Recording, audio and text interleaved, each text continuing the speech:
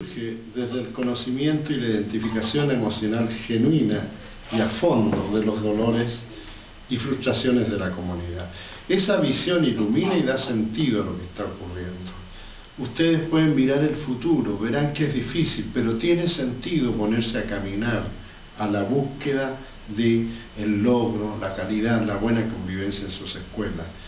Los líderes además son capaces de crear situaciones en las que emerge el estado de ánimo y que provee la energía necesaria para alcanzar todo esto. Recuerden entonces ustedes el ejemplo de Winston Churchill y en función de eso vamos a ponernos a caminar en la búsqueda del liderazgo en la educación. Vamos a ver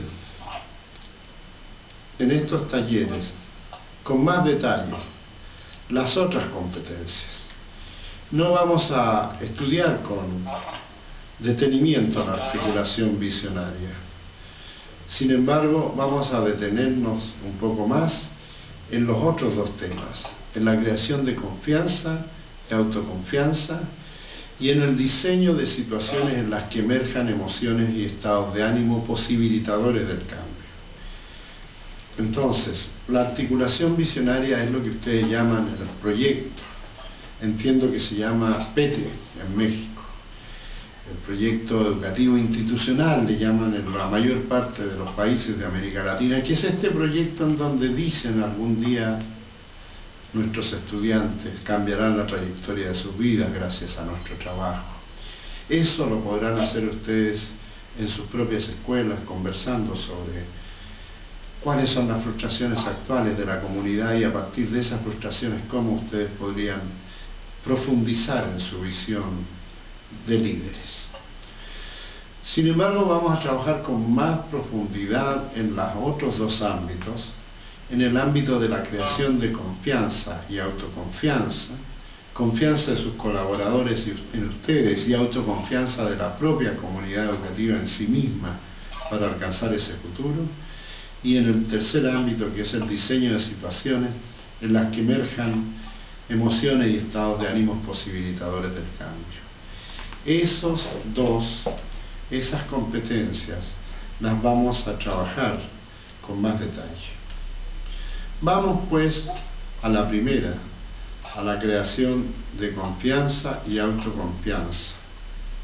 La pregunta que ahí se hace es: ¿de qué manera los líderes son capaces de crear confianza y autoconfianza? ¿De qué manera los líderes son capaces de ir desarrollando en su comunidad la confianza en que este director nos va a conducir por el camino adecuado? ¿De qué manera? ¿Y de qué manera la propia comunidad va a ir adquiriendo confianza en sí misma para sentir que puede alcanzar la meta, la visión y los objetivos intermedios que se va a ir proponiendo? ¿De qué manera? ¿Cómo? La pregunta final respecto de esto es: ¿de qué manera se construye el futuro? Y la respuesta que tenemos desde liderazgo en educación, de lo que hemos aprendido, de lo que hemos leído, es que el futuro se construye en conversaciones. Insisto, en conversaciones. Los seres humanos vivimos permanentemente conversando. La conversación es parte sustancial de lo que somos los seres humanos. Si ustedes observan a su alrededor, en la vida cotidiana, en lo que hacen día a día, verán que siempre están conversando. Y es allí, en esas conversaciones, en algunas de esas conversaciones, en donde emerge el futuro y se va construyendo día a día el camino que los lleva a avanzar, a veces más lentamente, a veces muy rápidamente, a esa visión de logro que las escuelas tienen que tener. Conversar. ¿Qué significa conversar? Nosotros aquí trabajamos una interpretación muy particular. Nosotros decimos que la comunicación no es un asunto de emisor, lenguaje receptor, como se decía tradicionalmente.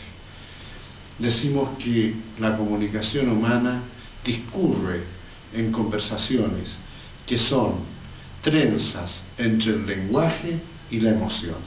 Y si ustedes observan cualquier conversación, lleva no información, eso no se ve, lo que lleva es alguien que está en el lenguaje, vamos a decir lenguajeando, y en la emoción.